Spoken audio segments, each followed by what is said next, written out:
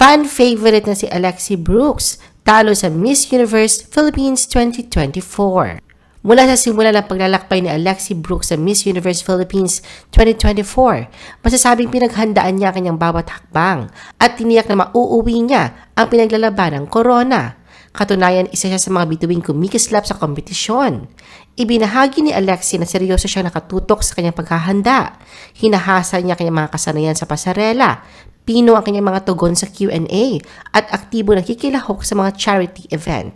Ang kanyang dedikasyon sa personal na paglago at advokasya ay kitang-kita sa bawat hakbang na kanyang ginagawa. Marami ang labis na humahanga sa kanyang dedikasyon at galing na ipinapakita sa bawat hamon ng kompetisyon. Una, ipinakita ni Alexi ang kanyang kahusayan sa Casting Reel Challenge kung saan siya ay naging bahagi ng top 3 winners. Ang kanyang kagandahan at karisma ay muling napatunayan sa Runway Challenge kung saan siya rin ay nanguna para sa top 5. Hindi rin nagpahuli si Alexi sa National Costume Competition na ginanap noong April 28, 2024 sa Sultan Kudarat kung saan kabilang siya sa inaasam-asam na top 3 spots. Ang kanyang pambihirang kasuotan ay tunay na nagpapatunay sa kanyang pagmamahal sa kulturang Pilipino. Samantala sa Up Close and Personal Interview Challenge, si Alexi ay napabilang sa top 5 matapos manguna sa botohan ng swimwear. Ang kanyang talino, puso at ganda ay nagpamalas sa kanyang kahandaan na maging isang tunay na Miss Universe Philippines. Sa kabila ng matinding kompetisyon, binibigyang diin ni Alexi ang kahalagahan ng pagtangkilik sa sandaling ito. Pinahahalagahan niya ang mga pagkakaibigan at koneksyon na binuo niya sa mga kapwa kalahok na itinatampok na ang mga pagkikipag-ugnayang ito ay nagpapayaman sa kanyang karanasan sa pageant. Sa preliminary competition noong May 19, 2024 na ginanap sa Manila Hotel, talagang pinatunayan ni Alexi ang kanyang kakaibang ganda, talino at kahusayan.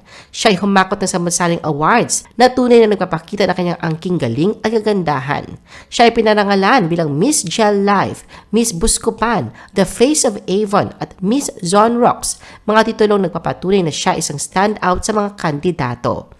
Ang kwento ni Alexi ay hindi lamang kwento ng isang kandidata sa isang pageant, kundi kwento ng katatagan at pagsusumikap. Sa pamamagitan ng Miss Universe Philippines 2024, nais niyang ipakita na ang tunay na kagandahan ay nagmumula sa loob at hindi nasusukat ng kulay ng balat o uri ng buhok. Si Alexi ay nagpapaalala ng bawat isa ay may karapatang mangarap at magtagumpay, gaano man kahirap ang buhay. Sa kanyang paglahok sa kompetisyon, dala ni Alexi ang pag-asa at pangarap ng maraming Pilipino. Tiyak na magsisilbi siyang isang inspirasyon sa mga kabataan, lalo na sa mga nakakaranas ng diskriminasyon, na ang bawat pagsubok ay kayang lampasan kung mananatiling matatag at puno ng pananampalataya. Sa Coronation Night na ginanap noong May 22, 2024 sa Mall of Asia Arena sa Pasay, isa si Alexi sa 53 ng mga kababaihan ang nakipagkompetensya. Nakapasok si Alexi sa top 10, ngunit bigo na siya nakapasok sa top 5. Ngunit ayon sa mga balita, si Alexi ay nakuha ang titulo na Miss Eco International Philippines 2025. I-post ang inyong comments at reaction sa baba. At huwag kalimutan na i-like at i-share ang video na ito.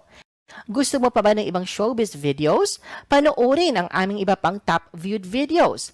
Para sa aming mga YouTube viewers, pumunta lang sa description ng video na ito o i-click ang link sa itaas ng screen. Para naman sa mga Facebook viewers, ay maaari ninyong hanapin ang mga link sa comment section ng video. I-follow nyo din kami sa Facebook at mag-subscribe sa aming YouTube channel.